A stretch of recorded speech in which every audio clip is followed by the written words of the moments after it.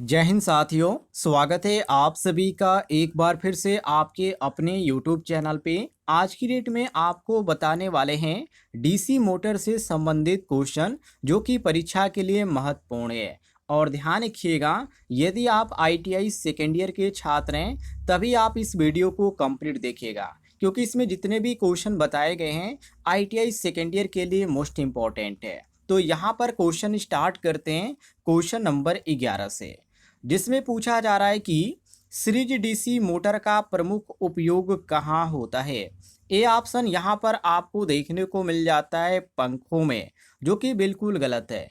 पंखों में shunt motor या इंडक्शन मोटर का प्रयोग किया जाता है, डीसी सीरीज मोटर का बिल्कुल भी नहीं, या सीरीज डीसी मोटर का बिल्कुल भी नहीं। तो ये आपका पहला ऑप्शन गलत है। और बी ऑप्शन देगी ट्रेन और ट्रॉली में, तो ये आपका बिल्कुल सही हो जाता है, क्योंकि सीरीज मोटर में क्या होता है कि स्टार्टिंग में जो देखने को मिलता है टार्क वो काफ़ी ज़्यादा देखने को मिलता है। तो ट्रेन और जो ट्रॉली होती है उसमें इसकी आवश्यकता होती है, इसी कारण हम ट्रेन और ट्रॉली में सीरीज डीसी मोटर का उपयोग ज़्यादा करते हैं। ये आपका बी ऑप्शन सही हो जाएगा। और सी ऑप्शन दिया गया टेबल लैंप में, तो ये आपका बिल्कुल गलत दिया गया है। टेबल लैंप में मोटर नहीं होता है बल्कि बल्ब होता है। और यहाँ पे डी ऑप्शन दिया गया कंप्यूटर यूपीएस में, तो यूपीएस में मोटर नहीं होता है, इन्वर्टर और बैटरी होता है। तो ये भी हमारा क्वेश्चन के अनुसार गलत है। सही ऑप्शन हो जाता है ऑप्शन नंबर बी, क्वेश्चन के अनुसार करेक्ट आंसर। आगे देखते हैं अगले सवाल को, जिसमें पूछा जा रहा है कि डीसी मोटर की गति किस प्रकार से नियंत्रित की जा सकती है। ए ऑप्शन दिया गया तापमान बदलकर, जो कि आपका पहला ही ऑप्शन गलत है। गलत यहाँ पर इसलिए कह रहे हैं साथियों, क्योंकि तापमान से गति को नियंत्रित आप नहीं कर सकते हैं, ये आपका पहला गलत है।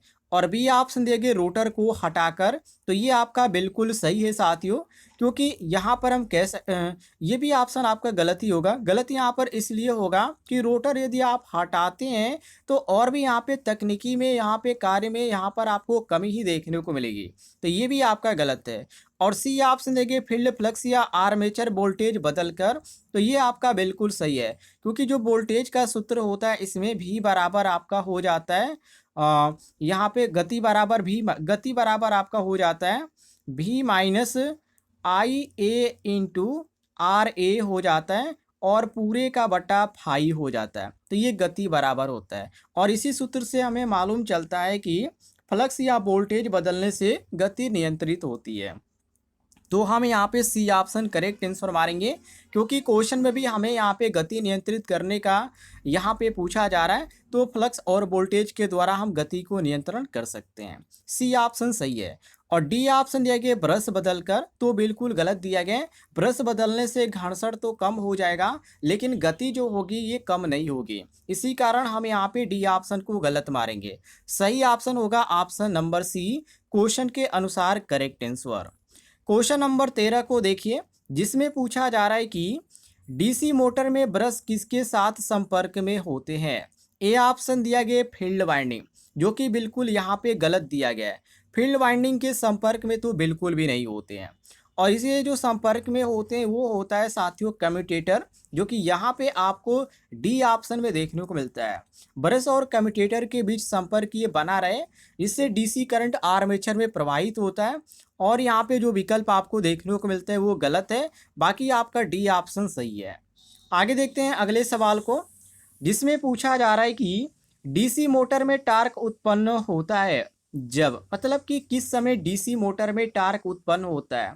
तो जो यहाँ पे टार्क का सूत्र होता है साथियों, वो क्या होता है, ये आपका होता है टार्क बराबर फाई इंटू आर ए हो जाता है। तो यहाँ पे हम कह सकते हैं कि आर्मेचर करंट प्रवाहित हो और फ्लक्स हो, तो ये आपका सही हो जाता है ऑप्शन नंबर बी, कि आर्मेचर करंट प्रवाहित हो और फ्लक्स हो। ये आपका बी ऑप्शन सही है, मतलब कि डीसी मोटर में टार्क तब उत्पन्न होगा जब आर्मेचर करंट प्रवाहित होगा और फ्लक्स होगा। ये आपका बी ऑप्शन सही हो जाएगा। अगले क्वेश्चन को देखते हैं, जिसमें पूछा जा रहा है कि डीसी मोटर की दक्षता अधिकतम होती है जब, मतलब कि डीसी मोटर की दक्षता अधिकतम कब होती है? तो देखिए, लोड पर मोटर की जब लॉसेस कम होती है और आउटपुट में वो आपको देखने को मिलता है, तो उस समय नो लोड पर एफिशिएंसी बहुत ही कम होती है। एफिशिएंसी का मतलब दक्षता होता है। तो ध्यान रखिएगा। तो हम यहाँ पे कहेंगे जब यहाँ पे कोई भी लोड नहीं होगा या आंशिक लोड होगा, तो यहाँ पे आपको आंशिक लोड जो कि यहाँ पे सी ऑप्शन देखने को मिल रहा है, आंशिक जब लोड होगा उस समय जो एफिशिएंसी होगी वो अधिक होगी। ये आपका सी ऑप्शन सही हो जाता है। आगे देखते हैं अगले सवाल को, जिसमें पूछा जा रहा है कि डीसी मोटर में बैक ईएमएफ का क्या दर्शाता है? बैक ईएमएफ मतलब यहाँ पे ईबी की बात किया जा रहा है। तो ये आपका इलेक्ट्रोमोटिव फोर्स से संबंधित क्वेश्चन है। तो देखिए, यहाँ पे आपको बहुत सारे ऑप्शन देखने को मिल जाता है, लेकिन गति के विरुद्ध उत्पन्न वोल्टेज आपको बी ऑप्शन देखने को मिलता है। तो ये आपका बी ऑप्शन करेक्ट आंसर हो जाएगा, क्योंकि जब मोटर घूमती है तो उसमें क्या होता है, दिशा होती है जो कि विपरीत दिशा में ईएमएफ उत्पन्न होता है, और जिसे हम बैक ईएमएफ बोलते हैं। तो ये आपका जो सही हो जाता है option number B correct answer हो जाता है। और इसमें इनपुट जो वोल्टेज होता है ये इसके विरुद्ध कार्य करता है। तो यही हमसे क्वेश्चन में पूछा भी जा रहा है, तो हम यहाँ पे बी ऑप्शन करेक्ट आंसर मारेंगे। चलिए अगले क्वेश्चन को देखते हैं, क्वेश्चन नंबर 17, जिसमें पूछा जा रहा है कि शंट मोटर की गति कैसी होती है? बहुत ही अधिक या बहुत ही कम या लगभग स्थिर या शून्य? तो इसमें आपका सही हो जाएगा ऑप्शन नंबर सी, लगभग स्थिर। मतलब कि शंट मोटर में स्पीड जो होती है वो स्थिर रहती है, क्योंकि इसमें रीजन ये होता है कि जो फील्ड वोल्टेज होता है वो भी स्थिर होता है। तो ये ध्यान रखिएगा। तो हम यहाँ पे सही मारेंगे option number C correct answer. आगे देखिए अगले सवाल को, जिसमें पूछा जा रहा है कि यदि डीसी मोटर में आर्मेचर वाइंडिंग जल जाए तो क्या प्रभाव होगा? जब वाइंडिंग जल जाएगा तो जाहिर सी बात है कि मोटर काम नहीं करेगा, मतलब कि मोटर बंद हो जाएगी। आर्मेचर वाइंडिंग के बिना करंट प्रवाहित नहीं होगा और टार्क भी नहीं बनेगा, मोटर यदि जल जाएगा तो ये ध्यान रखिएगा। तो ये आपका सही हो जाता है ऑप्शन में C option correct answer, motor बंद हो जाएगी। क्लियर है? आगे बढ़ते हैं। आगे सवाल में पूछा जा रहा है कि किस मोटर का उपयोग लिफ्ट में किया जाता है? लिफ्ट में जो प्रयोग किया जाता है वो आपका कंपाउंड मोटर होता है, क्योंकि साथियों कंपाउंड मोटर में शंट और सीरीज दोनों आपको देखने को मिल जाते हैं। तो यहाँ पे क्या होता है कि जो यहाँ पे होता है लिफ्ट, उसमें ज़रूरत होती है स्थिर गति की, और इसमें हाई टॉर्क की ज़रूरत होती है, क्योंकि ज़्यादा भारी वजन यहाँ पे उठाना होता है। तो यहाँ पे स्टार्टिंग टॉर्क की भी ज़्यादा ज़रूरत होती है। तो ये आपको जो देखने को मिलता है, इसमें दो मोटरें होती है जो कि कंपाउंड मोटर है। तो ये आपका सी ऑप्शन सही हो जाता है। बाकी इसमें जो आपको दो मोटर देखने को मिलती है वो आपका होता है शंट और सीरीज, जो कि यहाँ पे अलग अलग दिया गया, इसलिए यहाँ पर हमने इसको गलत मारा। इसलिए यहाँ पे हम सी ऑप्शन को मारा, क्योंकि कंपाउंड मोटर में ये दोनों मोटरें आ जाती हैं। क्लियर है? सी ऑप्शन आपका सही हो जाएगा। चलिए साथियों आगे देखते हैं अगले सवाल को। अगले सवाल में क्या पूछा जा रहा है कि डीसी मोटर के रख रखाव में निम्न में से क्या शामिल है? ए ऑप्शन दिया गया ब्रश की जांच, जो कि यहाँ पे बिल्कुल सही है। और यहाँ पे दिया गया कंप्यूटर की सफाई, तो ये भी बिल्कुल सही है। ब्रश प्रेशर की जांच, तो ये भी सही है। कहने का मतलब है कि यदि आप यो मशीन यूज में आप ले रहे हैं तो उसको रख रखाव में इन सभी चीज़ों का ध्यान रखेंगे, तभी आपका मशीन जो होगा वो सही तरीके से काम करेगा। कहने का मतलब ये है।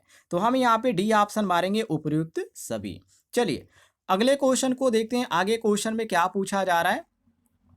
तो यहाँ पे साथियों अगले क्वेश्चन में आपको देखने को मिलता है डीसी मोटर में किसके कारण घूमने की क्रिया होती है? तो ये होती है जो फ्लोमिंग का बायां हाथ का नियम होता है उसके अनुसार। और यहाँ पे आपको सी ऑप्शन देखने को मिल जाता है। सी ऑप्शन करेक्ट आंसर हो जाएगा, क्योंकि फ्लोमिंग का बायां हाथ का नियम है कि चुंबकीय क्षेत्र और धारा की दिशा इसमें होती है, और उसी कारण मोटर में बल भी उत्पन्न होता है। तो हम यहाँ पे सी ऑप्शन करेक्ट आंसर मारेंगे।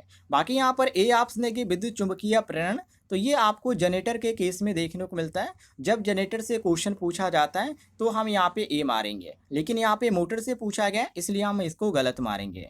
और बी ऑप्शन है कि रोटर की स्पीड, तो ये भी गलत है, क्योंकि रोटर की स्पीड जो होती है वो परिमाण है, कोई कारण नहीं है। तो ये भी गलत है। सही ऑप्शन आपका सी हो जाएगा।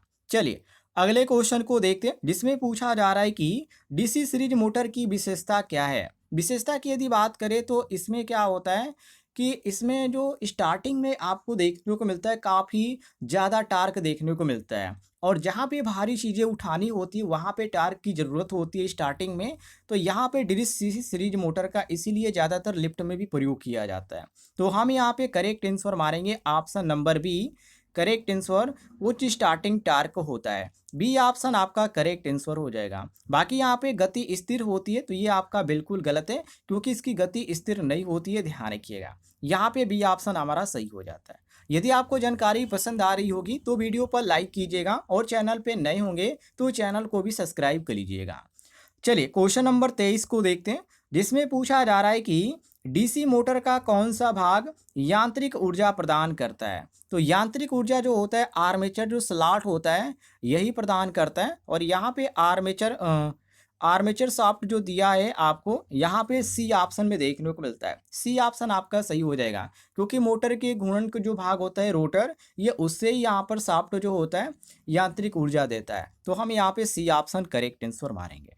क्वेश्चन नंबर 24 को देखते हैं, जिसमें पूछा जा रहा है कि डीसी मोटर में बैक ईएमएफ किसके अनुपाती होता है। तो ये आपका होता है गति के, क्योंकि बैक ईएमएफ आपका प्रोपोर्शनल टू गति हो जाता है। तो जैसे जैसे यहाँ पर मोटर घूमती है आर्मेचर में जो उत्पन्न होता है फ्लक्स, ये विपरीत वोल्टेज, ये आपका बैक ईएमएफ भी इसी को बढ़ाता है। तो इसी कारण हम यहाँ पे सही मारेंगे ऑप्शन नंबर सी गति के। क्लियर है, आगे देखते हैं। अगले क्वेश्चन में पूछा जा रहा है यदि मोटर में बैक ईएमएफ न हो तो क्या होगा। इसका जवाब आप सभी लोग कमेंट बॉक्स में दीजिएगा। पहला ऑप्शन है मोटर सामान्य गति से चलेगी, बी ऑप्शन है मोटर बहुत अधिक धारा खींचेगी, और सी ऑप्शन है मोटर तेज चलेगी, और डी ऑप्शन है कोई प्रभाव नहीं पड़ेगा। तो कौन सा ऑप्शन आपको सही लग रहा है, सभी लोग कमेंट बॉक्स में उत्तर दीजिए।